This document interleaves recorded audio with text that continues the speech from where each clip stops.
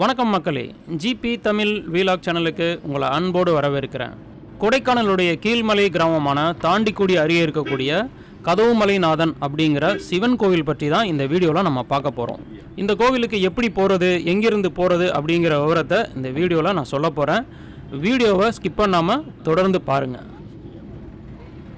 இந்த கோவிலுக்கு வரணும் அப்படின்னு நினைக்கிறவங்க எங்கிருந்தாலும் தாண்டிக்குடி அப்படிங்கிற ஊருக்கு வந்துடணுங்க.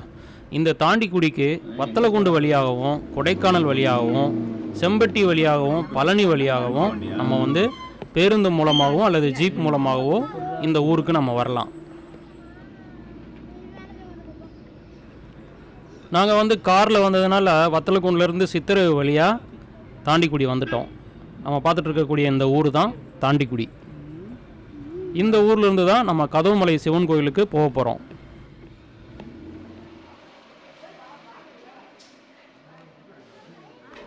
பேருந்து மூலமாக நம்ம தாண்டிக்குடி வர்றோம் அப்படின்னா நம்ம பார்த்துட்டு இருக்கக்கூடிய இந்த இடத்துல நம்மளை இறக்கி விட்ருவாங்க. இந்த இடத்துலேருந்து கோவிலுக்கு போகிறதுக்கு ஒன்று ஜீப்பில் போகணும், அப்படி இல்லைன்னா நடந்து தான் போகணும். இடதுபுறமாக செல்லக்கூடிய அந்த பாதை தான் கோவிலுக்கு செல்லக்கூடிய பாதை. இந்த இடத்துலேருந்து இன்னும் ஒரு 2 கிலோமீட்டர் தூரம் வரைக்கும் நம்ம கார்லேயே போகலாம் அப்படின்னு சொன்னாங்க. அதனால் அந்த 2 கிலோமீட்டர் தூரம் நம்ம காரில் தான் போக போகிறோம். தாண்டிக்குடியிலேருந்து கதவுமலைநாதன் கோவிலுக்கு நாங்கள் ஜீப்பில் போகலான்னு தான் நினச்சிட்டு இருந்தோம். இங்கே விசாரிக்கும் போது தான் சொன்னாங்க, உங்களோட கார்லேயே நீங்கள் ஒரு 2 கிலோமீட்டர் தூரம் போகலாம், அதுக்கப்புறம் அடர்ந்த வனப்பகுதி வந்துடும், அதுக்குள்ளே நீங்கள் நடந்து தான் போகணும், கார் போகாது, ஏன்னா வழி கரடு முரடாக இருக்கும் அப்படின்னு சொன்னாங்க. சரி, நம்ம நடந்து போகலாம் அப்படின்னு சொல்லிட்டு தான் நாங்கள் எங்களோட கார்லேயே நாங்கள் கிளம்பி வந்துட்டோம்.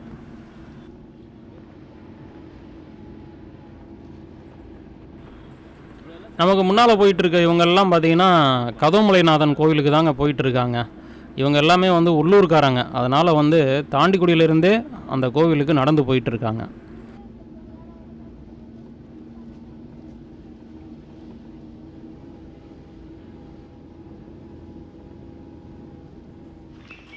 தாண்டிக்குடியிலேருந்து நம்ம கார் நிறுத்திருக்க இந்த இடம் வரைக்கும் சிமெண்ட் சாலை போட்டிருக்காங்க. அதனால் இந்த இடம் வரைக்கும் நம்ம கார்லேயே வரலாம். இதுக்கப்புறமா நம்ம நடந்து தான் போகணும். இந்த இடத்துல இருந்து பாதுகாக்கப்பட்ட வனப்பகுதி, அதாவது ரிசர்வ் ஃபாரஸ்ட்டோட எல்லை ஆரம்பமாகுது.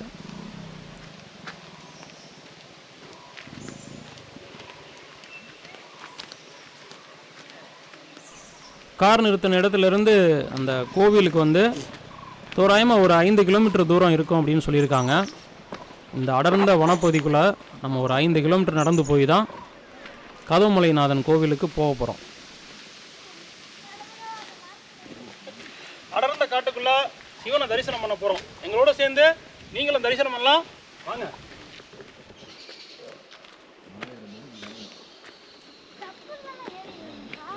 பாதை எப்படி இருக்குன்னு பாருங்கள்.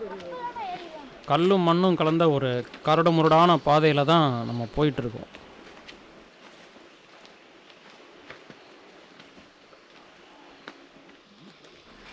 ஆரஸ்பதின்னு சொல்லக்கூடிய தைல மரங்கள் தாங்க அதிகமாக இருக்குது.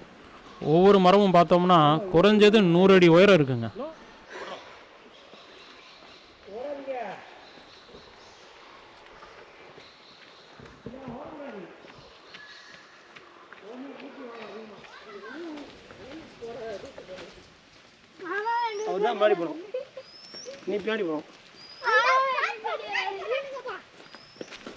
கார் நிறுத்தின இடத்துலேருந்து ஒரு 2 கிலோமீட்டர் தூரம் நாங்கள் நடந்து வந்திருக்கோம். பார்த்திங்கன்னா அந்த அடர்ந்த வனப்பகுதிக்குள்ளே இயற்கை அழகை ரசித்தபடி நம்ம நடக்கிறதுனால சுத்தமாக களைப்பே தெரியலைங்க. வாய்ப்பு கிடைக்கும் போதெல்லாம் இந்த மாதிரி அடர்ந்த வனப்பகுதிக்குள்ளே இங்கே வீசக்கூடிய இந்த சுத்தமான காற்றை நம்ம சுவாசிக்கணுங்க. நம்ம பார்த்துட்டு இருக்கக்கூடியது பார்த்திங்கன்னா சமையலுக்கு பயன்படுத்தக்கூடிய கல்பாசிங்க. இந்த பகுதிகளில் நிறைய பார்க்க முடியுதுங்க. அங்கங்கே பாறைகளில் அப்படியே விளைஞ்சு கிடக்கு.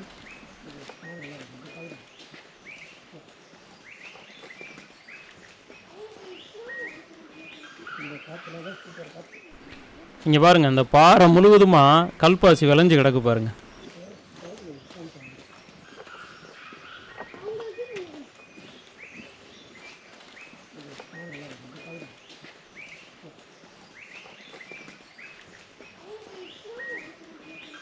இந்த வனப்பகுதிக்குள்ளே நாம் பார்க்கக்கூடிய மலை முகடுகளும் வானுயர்ந்த மரங்களும் அங்கங்கே நமக்கு தென்படக்கூடிய மலை கிராமங்களும் பார்க்குறதுக்கு அவ்வளோ அழகாக இருக்குங்க.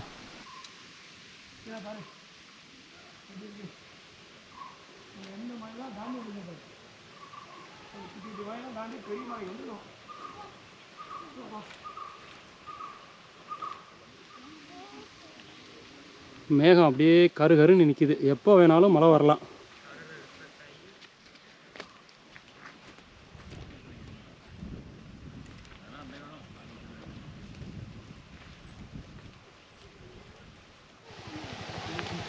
ஒரு சில பேர் மோட்டார் சைக்கிள்லேயும் இந்த கோவிலுக்கு வராங்க. இவங்களை கேட்டால் நாங்கள் உள்ளூர்காரங்க அப்படின்னு சொல்கிறாங்க.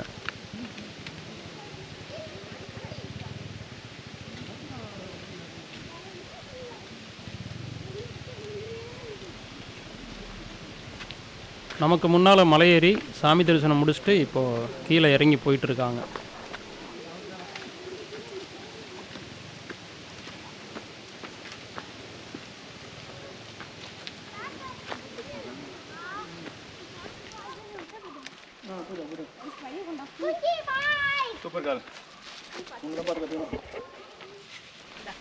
நாம் பார்த்துட்டு இருக்கக்கூடிய இந்த கோவில் வந்து ஒரு அம்மன் கோவில்.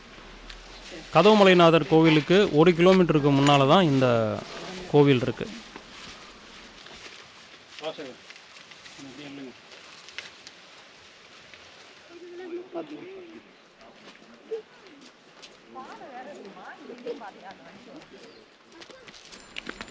இந்த மலை ஏறி தான் நம்ம சாமி பார்க்கணும் போல். இது வரைக்கும் மண் பாதையிலே நடந்து வந்துட்டு இருந்தோம். இப்போ வந்து அம்புக்குறி பாருங்கள், அப்படியே மலை மேலே போட்டிருக்காங்க.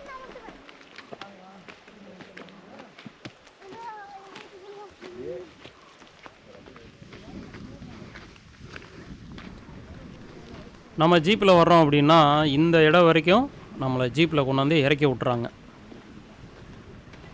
2 ஜீப் நிற்கிது பாருங்கள். 2 ஜீப்லையுமே நமக்கு முன்னால் இங்கே ஆளுங்க வந்திருக்காங்க.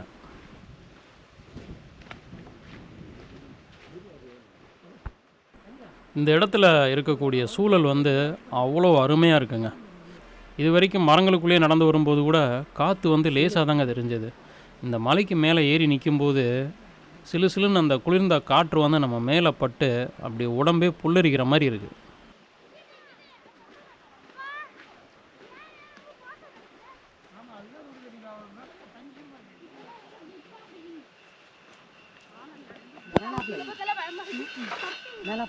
இது வந்து கருப்பசாமி கோவிலுங்க.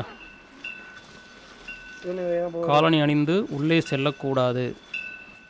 கோவிலுக்கு பக்கத்தில் நம்ம வந்துட்டோம். கோவிலில் அடிக்கிற மணி சத்தம் தான் நமக்கு கேட்டுட்ருக்கு.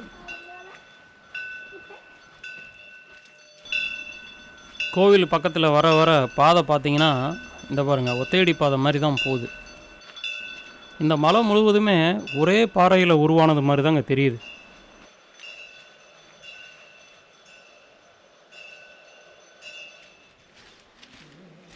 கோவிலுக்கு பக்கத்தில் வர வர நம்ம பார்க்கக்கூடிய இந்த காட்சி வந்து பார்த்திங்கன்னா கனவா நனவா அப்படின்னே தெரியலங்க. அந்த அளவுக்கு இயற்கையினுடைய அழகு வந்து கொட்டி கிடக்குங்க.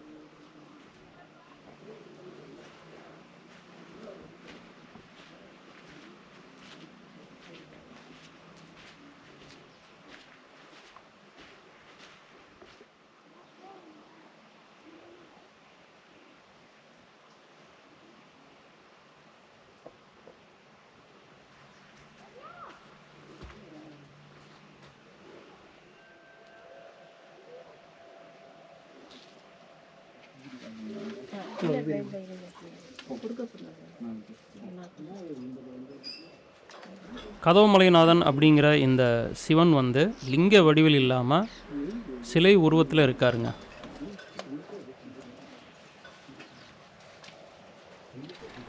இங்கே இருக்கக்கூடிய இந்த குகைகளில் இன்னமும் சித்தர்கள் வாழ்கிறதா சொல்கிறாங்க.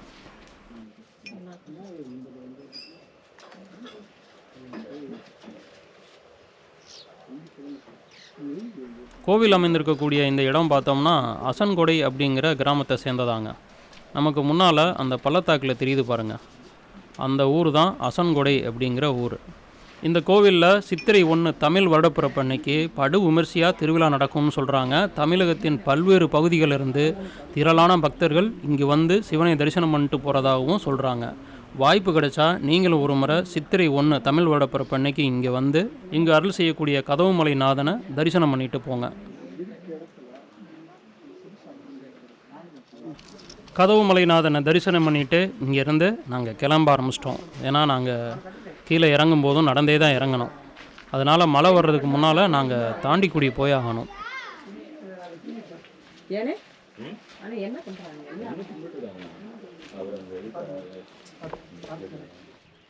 இந்த ஜீப்பில் 6லேருந்து 7 பேர் வரைக்கும் ஏற்றுறாங்க. தாண்டிக்குடியிலேருந்து இந்த கோவிலுக்கு வர்றதுக்கு 2500 ரூபாயிலேருந்து 3000 ரூபா வரைக்கும் கேட்குறாங்க. சுவாமி தரிசனம் முடிச்சுட்டு வர்ற வரைக்கும் பொறுமையாக இருந்து நம்மளை ஏற்றிட்டு வந்துடுவாங்க. நமக்கு முன்னால் தெரியக்கூடிய அந்த சின்ன மலையில் விவசாயம் பண்ணிகிட்ருக்காங்க. அங்கே ஆளுகளும் குடியிருக்காங்க.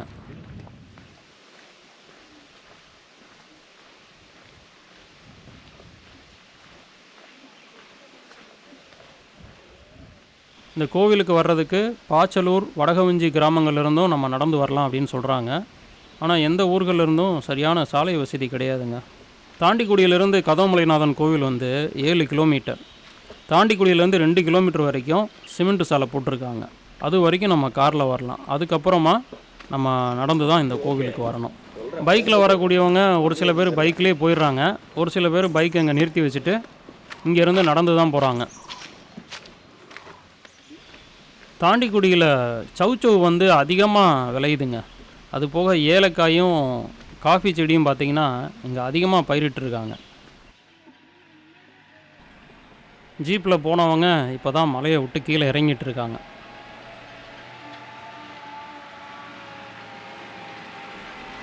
தாண்டிக்குடி கதவுமலைநாதன் கோவில் பற்றிய இந்த வீடியோ எப்படி இருந்ததுன்னு கமெண்ட்டில் சொல்லுங்கள். இந்த கோவிலுக்கு வர்றதுக்கு மேலும் உங்களுக்கு ஏதாவது தகவல் தேவைப்பட்டாலும் கமெண்ட்டில் சொல்லுங்கள்.